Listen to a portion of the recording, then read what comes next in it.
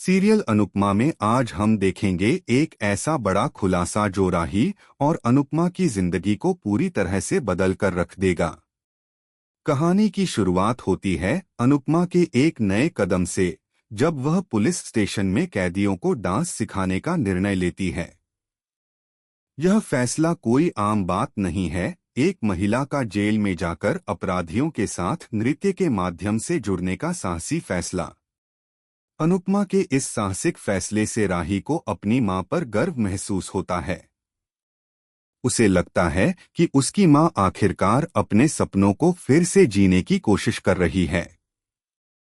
अमा और राही police station पहुंचते हैं। वहां का माहौल थोड़ा गंभीर और सख्त होता है, लेकिन अनुपमा का सकारात्मक रवैया उस सख्त माहौल को हल्का और मानवीय बना देता है। वह सभी कैदियों को इकट्ठा करती है और उन्हें बताती है कि कैसे नृत्य दिल और दिमाग को सुकून देने वाला माध्यम बन सकता है।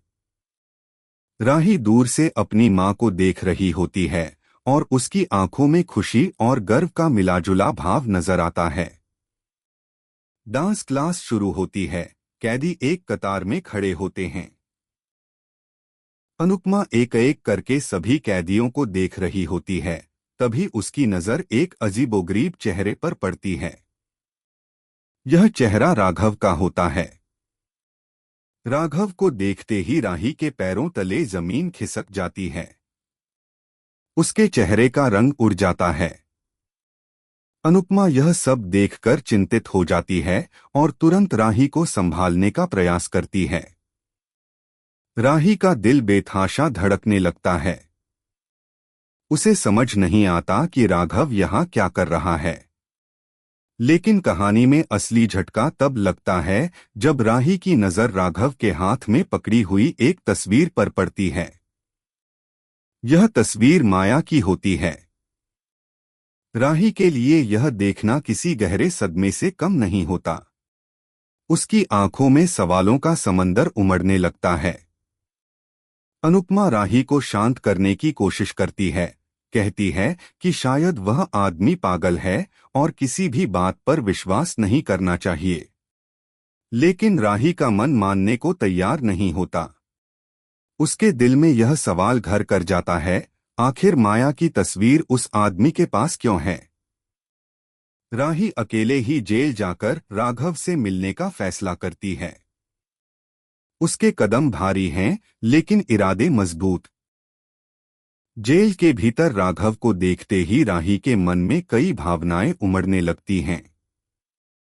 वह बिना समय गवाए सीधे पूछती है, यह तस्वीर तुम्हारे पास क्यों है? राघव कुछ पल के लिए चुप रहता है।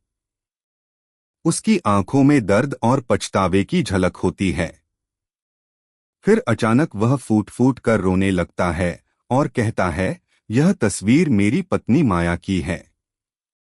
मैं उससे बहुत प्यार करता था। उसने मुझे छोड़ दिया और मैं पागल हो गया। मैं उसकी यादों में ही जीता रहा।